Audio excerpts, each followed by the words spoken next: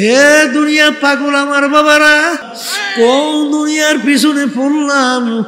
আমার দাদাজান রহমাতুল্লাহি আলাইহি কথা শুনছি বাজান, ইন্তেকালের আগে আগে চোখের উপরে বৈশা পাশেই কবরস্থান, তাকাইয়া তাকাইয়া পোলাপানের মতো আউ আউ করিয়া চিল্লাইয়া কান্দে, দুই চোখ দেয়া বাইয়া বাইয়া টপ টপ কইরা পানি পড়ে।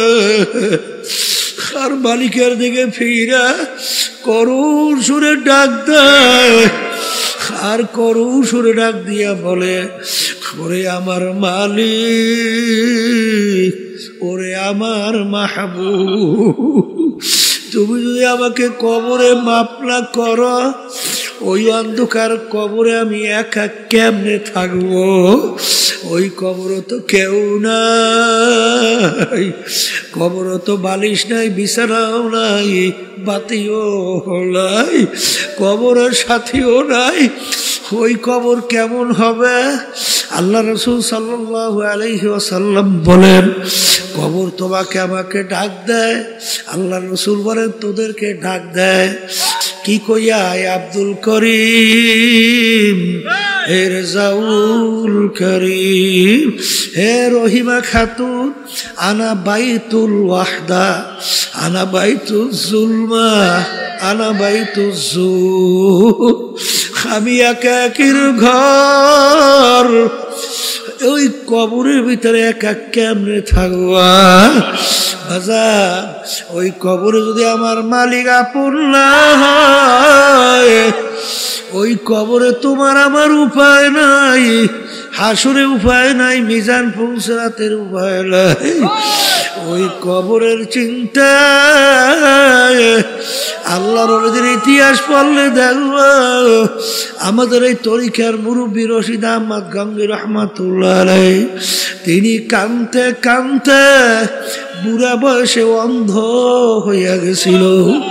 এ আমার মালিক, তুমি যে জাহান্নামের ঘোষণা দিছ রে মালিক, আরে তোমার হাবিব যে জাহান্নামের বিবরণ দিছে, ওই এক সেকেন্ডের আযাব সহ্য করার দুনিয়ার কোন মানুষের নাই। এ আমার মালিক, দয়াময় করে তুমি আমাকে মাফ কইরা দাও। কানতে কানতে বাজান বুড়া বয়সে অন্ধ হয়ে গেছিল। লোকেরা বলে, হুজুর অপারেশন করেন, চক্ষু ভালো হবে।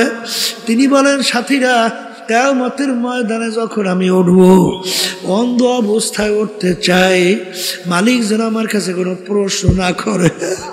মালিক যদি প্রশ্ন করে, আমার কোনো উপায় নাই, এই জন্য আমি মালিকের সামনে অন্ধ অবস্থায় দাঁড়াইতে চাই। যেই মামলার তদবির নাই, ওই মামলারও কিন্তু খালাস নাই। মুসলমানি বুয়াদ গরদান নেহাদান, এনানে খোদ বাদাস্তে খাজা দাদান। মুসলমান বলা হয় কাকে?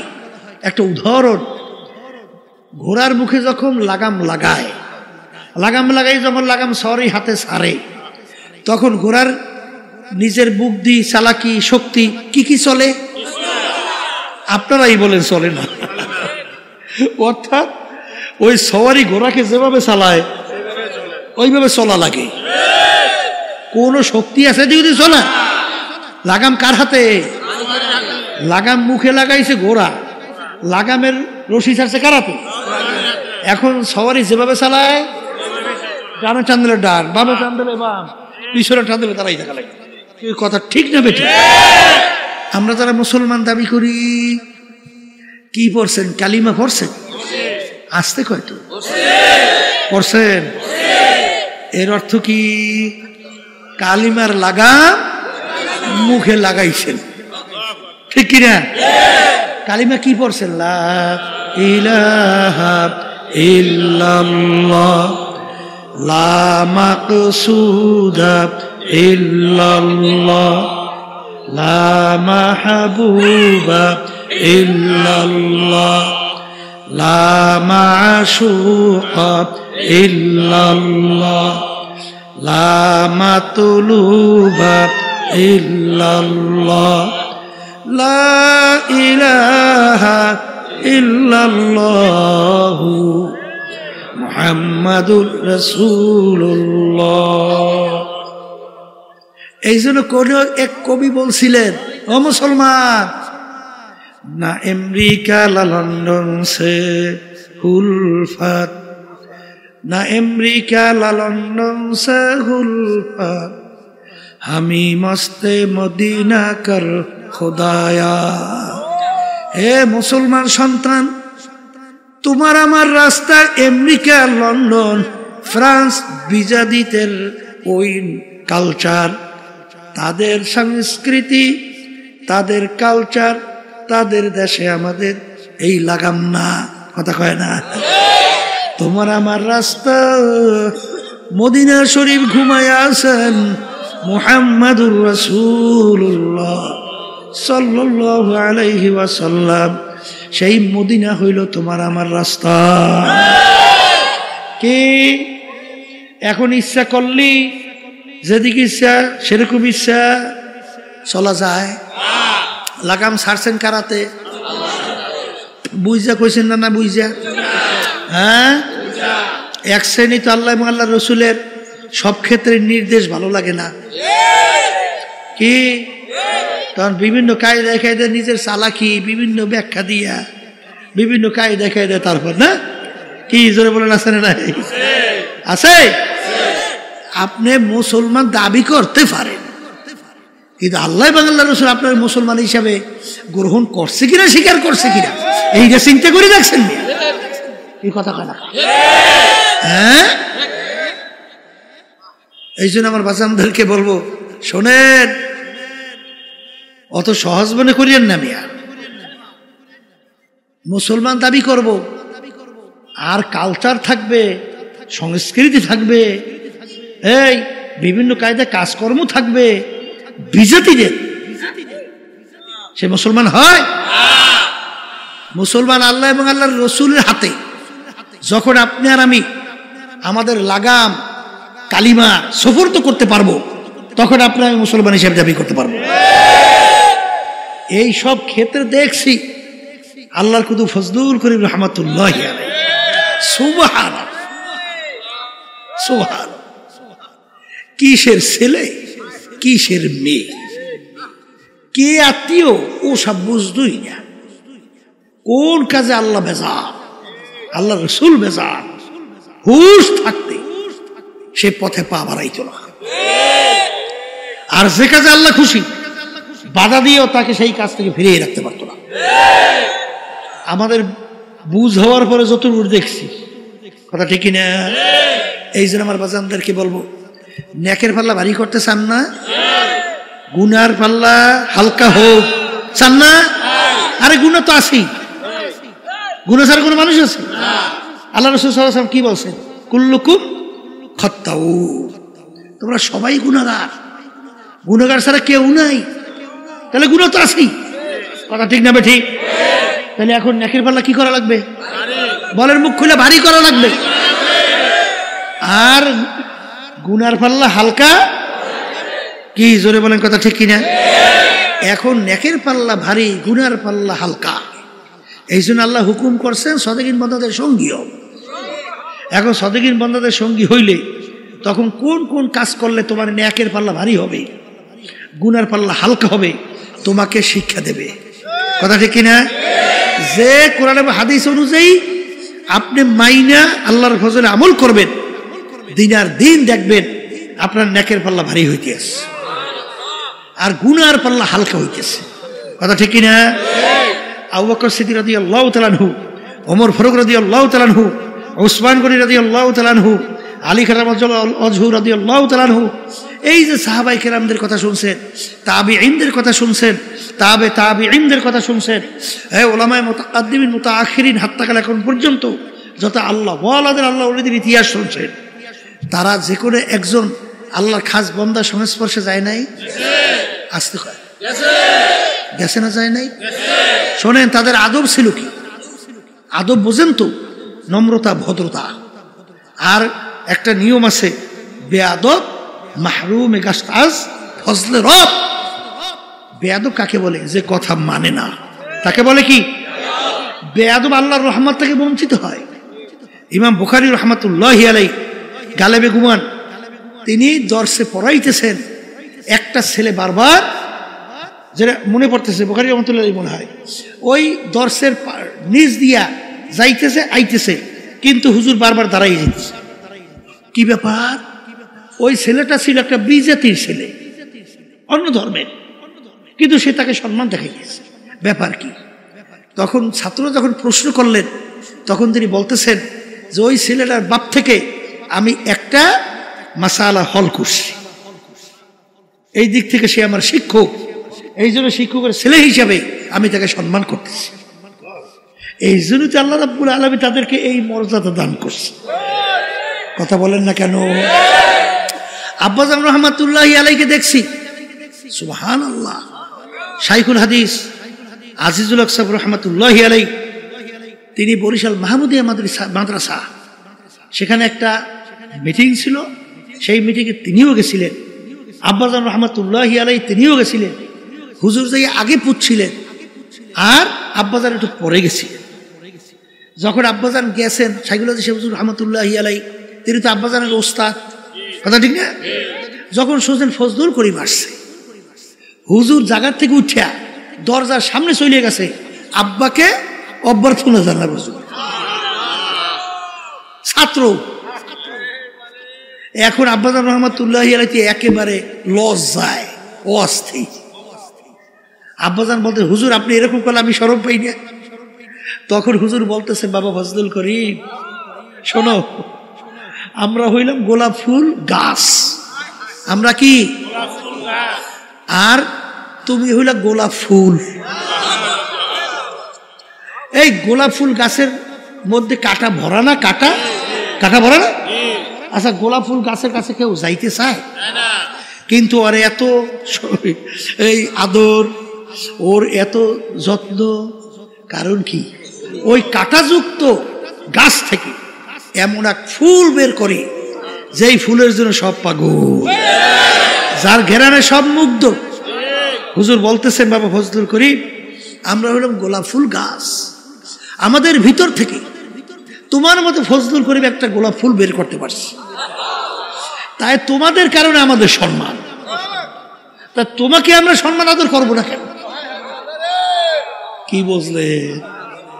ওস্তাদ ছাত্রের উপরে কেমন খুশি, কেমন খুশি!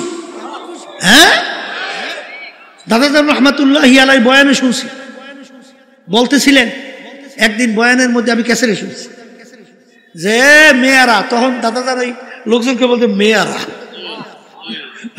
মেয়ারা শোনেন, আমি আপনার তাম দুনিয়ার মানুষের জন্য যত দোয়া করি, আমার ফজলাল করিম, আব্বাজানকে বলতেন ফজলাল করিম, আমার ফজলাল করিমের জন্য আমি তার চেয়ে বেশি দোয়া করি। বাপ সন্তানের উপরে কি আসতে কয়? খুশি ওস্তাদ, বাপ, পাড়াপড়শি, তাইলে আল্লাহর রহমত ওইভাবে আসবে। কথা ঠিক কিনা? এই জন্য বেয়াদব মাহরুম গাস্তাজ ফজলে রব, যে নাকি বেয়াদব হয় আল্লাহর রহমত থেকে বঞ্চিত হয়। কথা ঠিক কিনা? শোনেন, তাদের আদব ছিল কেমনে, কেমন? এই আবু বকর সিদ্দিক রাদিয়াল্লাহু তাআলার কথা বলতেছিলাম, কেমনে কথা মানে শোনেন। কি আল্লাহ রাসূল সাল্লাল্লাহু আলাইহি ওয়াসাল্লাম বলতেছেন, আবু বকর তুমি প্রস্তুত থাকিও, হিজরতের হুকুম আসতে পারে। কিসের হুকুম? প্রায় 6 মাস আগে বলছে। কয় মাস? 6 মাস। যখন হিজরতের হুকুম হয়েছে, গভীর রাত, আল্লাহ রাসূল সাল্লাল্লাহু আলাইহি ওয়াসাল্লাম আবু বকর সিদ্দিক রাদিয়াল্লাহু তাআলা আনহু তার ঘরের দরজায় যাইয়া একটু টোকা দিয়ে বলতেছেন, আবু বকর। কি ডাকতেছে? বলার সঙ্গে সঙ্গে ভিতর থেকে দরজা টাস করে খুলে দিচ্ছে। মুহূর্তও দেরি না, মুহূর্ত। আল্লাহ রাসূল সাল্লাল্লাহু আলাইহি ওয়াসাল্লাম বলেন, আবু বকর তুমি এত তাড়াতাড়ি দরজা কিভাবে খুললা? তখন আবু বকর সিদ্দিক রাদিয়াল্লাহু তাআলা আনহু বলেন, হে আল্লাহর রাসূল, আপনি যেদিন বলছেন আবু বকর তুমি প্রস্তুত থাকিও, হিজরতের হুকুম আসতে পারে। আল্লাহ রাসূল সেদিন থেকে আমি রাত্রে বিছানায় পিঠ লাগাই আর ঘুমাই না, কারণ সরদারে দোজাহান আমার বাড়ি দরজায় আসবে, আর আমি যদি ঘুমাইয়া থাকি তাহলে আল্লাহর হাবিব দাঁড়াই থেকে কষ্ট করবে, তাহলে আমি কিভাবে তার কষ্ট সহ্য করব? এই জন্যে আমি সারা রাত্র ঘুমাই নাই, এমনকি আমি ঘরের দরজার খিলও আটকাই নেই। কেন? আল্লাহ রাসূল সাল্লাল্লাহু আলাইহি ওয়াসাল্লাম যখন ডাক দেন আবু বকর, তখন আমি খিল খুইলা দরজা খুলতে দেরি হবে, এই জন্য দেরি না হয়, আল্লাহ রাসূলের কষ্ট হবে, এই জন্য আমি পিছনে ঠেক লাগাই দাঁড়াই রইছি, কখন এসে ডাক দেবে দরজা খুলে দেব। এর নাম হইল আদব। আর সেইভাবে তো আল্লাহ বরকত দান করছে। কথা ঠিক কিনা? কথা ঠিক কিনা? এই জন্য আমার ভাইদেরকে বলবো, পর্দা আলে মা বোনরা যারা শুনতেছেন, আগের যুগে তো আলহামদুলিল্লাহ 100 মানুষই যখন সহি তরিকায় এই আল্লাহর খাস বান্দাদের সংস্পর্শে গেছে, 100 জন মানুষ কামিয়াব হয়েছে, কারণ তাদের আদব ছিল এরকম, যা বলতো তাই মানত। কথা ঠিক না বেটি? কিন্তু বর্তমানে এক শ্রেণীর চালাক, শব্দটা কি? চালাক হইলে ওই আল্লাহর রহমত থেকে বঞ্চিত হয়, ঠিক কিনা? এই জন্য আমার বাজানদেরকে বলবো, একটু পরীক্ষা করে দেখেন, যারা সহিহ তরিকার সাথে হক্কানি আলেমদের সঙ্গে সাদিকিন বন্ধুদের সঙ্গে সম্পর্ক রাখে, দিন আর দিন তাদের নেক আমল বাড়ে না? আমি কি ভুল বলছি নাকি? না ঠিক বলছি? ঠিক বলছি? আলহামদুলিল্লাহ। তাহলে নেক আমল বাড়ে, গুনার থেকে ফিরতে পারে না? আসতে কয় পারে কি পারে না? পারে। তাহলে এখানে দেখেন, সাদিকিন বন্ধুদের সংস্পর্শে যাওয়ার কারণে নেক আমল বাড়ে, আপনারাই বলছে। এই তারপর গুনার থেকে ফেরা যায়, চোখে কি পানি আসে? আসতে কয় হ্যাঁ। আচ্ছা, যাদের এই সাদিকিন বন্ধুদের সংস্পর্শে যায় না, ওদের চোখে পানি দেখেন? মুঠো দেখেন, একটু হাত উঠে খালি কান্দে, আল্লাহর কাছে মাফ চাই, দেখছে? চোখে পানি তো আসে না, আসে?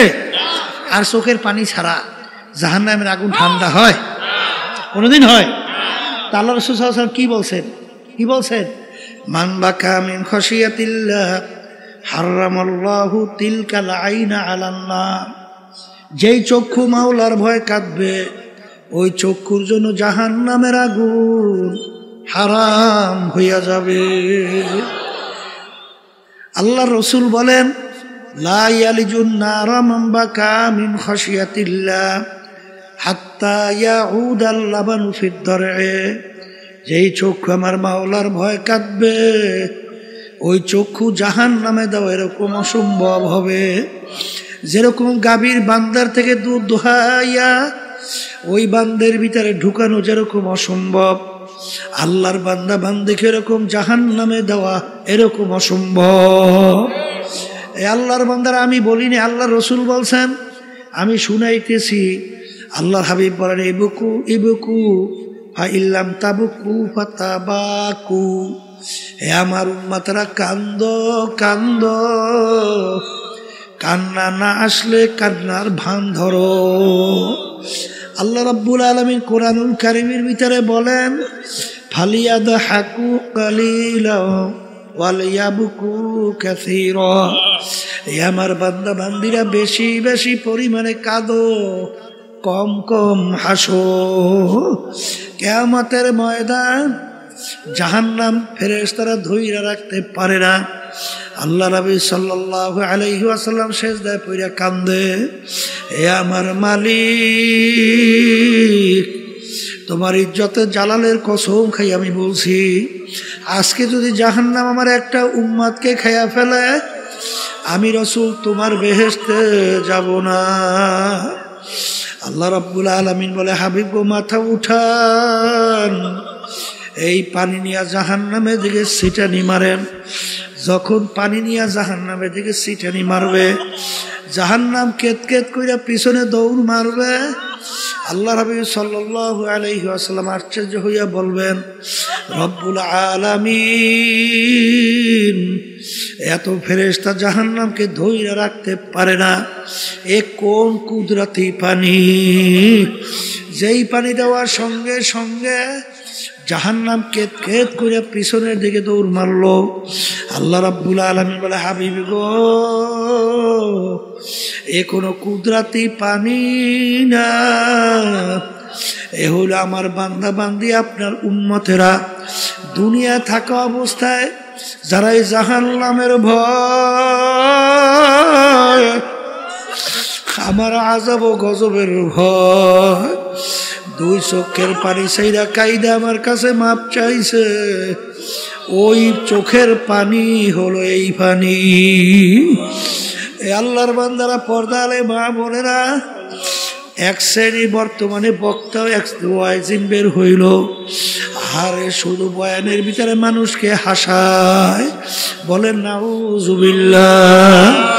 বাজান কহকা হাসি অর্থাৎ বড় জোরে শব্দ করে আসলে হারাম কবিরা গুনাহ হয়।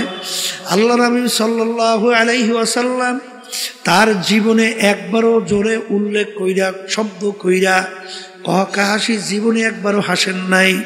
তিনি বেশি সময় মিসকি হাসতেন, অনেক সময় একটু বেশি হাসলে দহেক সামনে দুই একটা দাঁতের মাথা দেখা যাইত।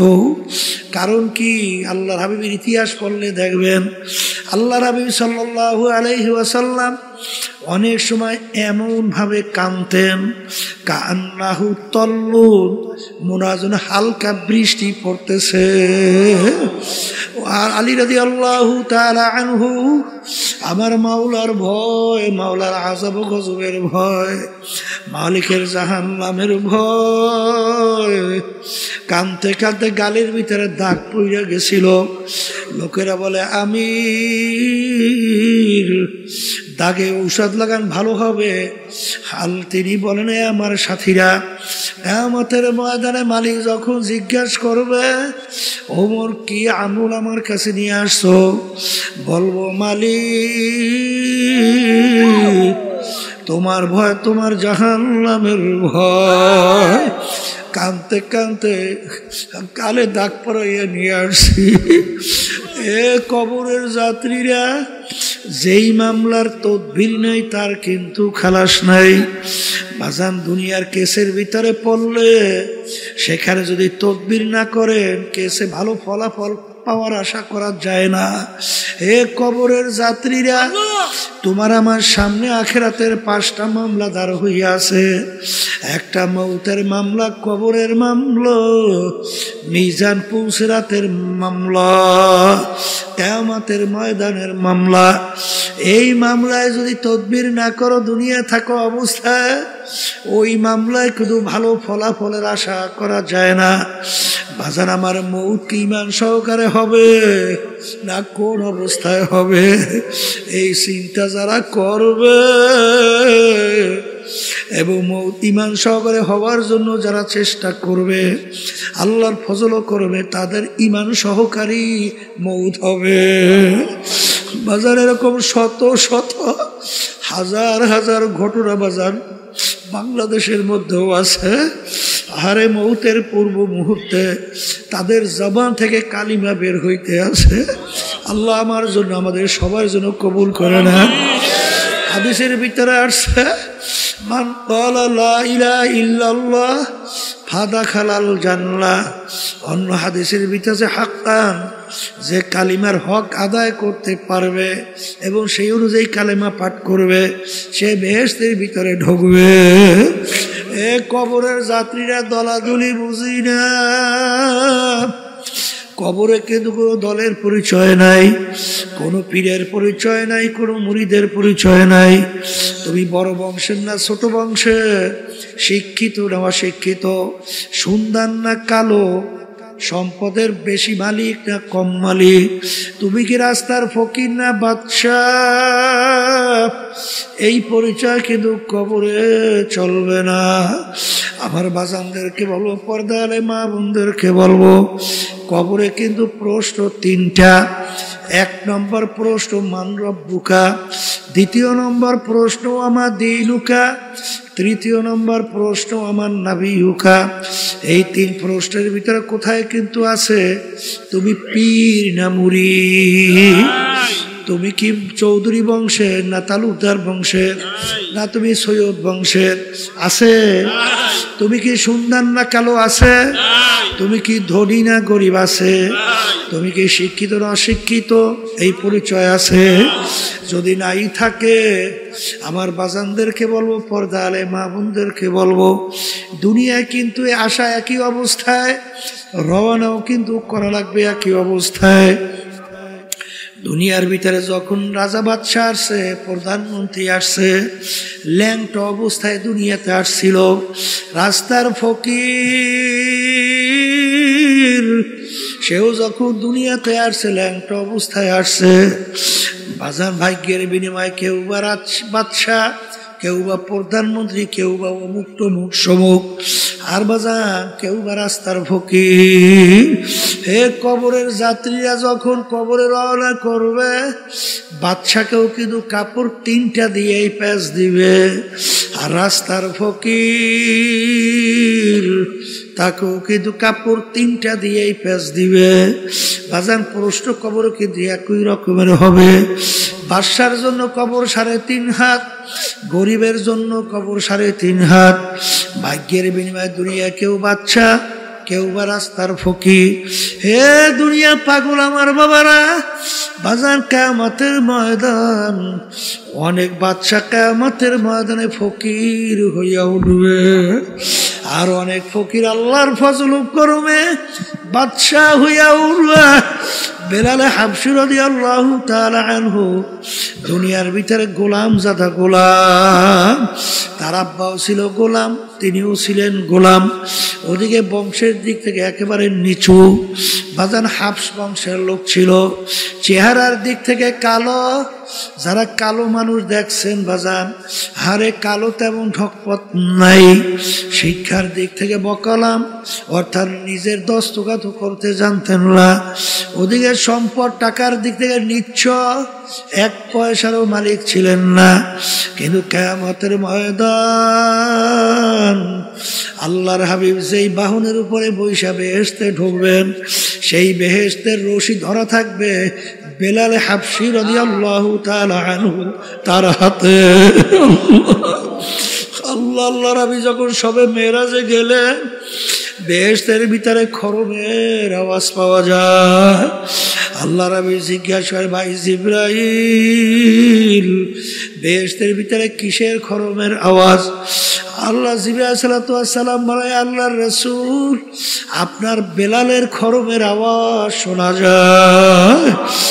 আগে আর আসমে আজা রূহে বেলালি না রহি, फलसफा तो रह गया है लेकिन तलकीन गज़ाली ना रही। ए कबरेर যাত্রীরা, এ পর্দার আড়ালের মা বোনেরা, কোন দুনিয়ার পিছনে পড়লাম, কোন ক্ষমতার পিছনে পড়লাম, কোন সম্পদের পিছনে পড়লাম? বাজান একটু চিন্তা করো, চক্ষু বন্ধ করো, একটু মুরাকাবা করো, দেখবা সব ফাঁকি আর ফাঁকি। আমার আব্বাজান রহমাতুল্লাহি আলাইহি উদাহরণ দিয়া বললেন, ডাকাতের দলের সরদার, ডাকাতের দলের সরদারের কত পাওয়ার। বাজানোর দলীয় লোক অন্যায় করে অনেক সময় গুলি কইর মাইরে ফেলায়, কত ধরনের মারে অত্যাচার করে শাস্তি দেয়। ওর মাতুকবাড়ি সরদারি কতক্ষণ? পুলিশের হাতে অ্যারেস্ট হওয়ার আগ পর্যন্ত।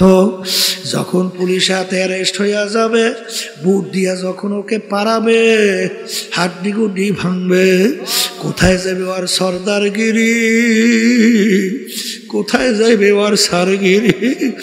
এ কবরের যাত্রীরা, আজকে দুনিয়ার ভিতরে অনেকে পরিচয় দেয়, আমি পীর, আমি চেয়ারম্যান, আমি মেম্বার, আমি এমপি, আমি মিনিস্টার, আমি এত সম্পদ, এত টাকার মালিক, আমি 100,000 কোটি টাকার মালিক, আমি অমুক বংশের অমুক শিক্ষিত, অমুক পাণ্ডিত, আমি অমুক টমুক সমুক, এই পরিচয় কয়দিন, যে কয়দিন চক্ষু দুনিয়াতে খোলা থাকবে।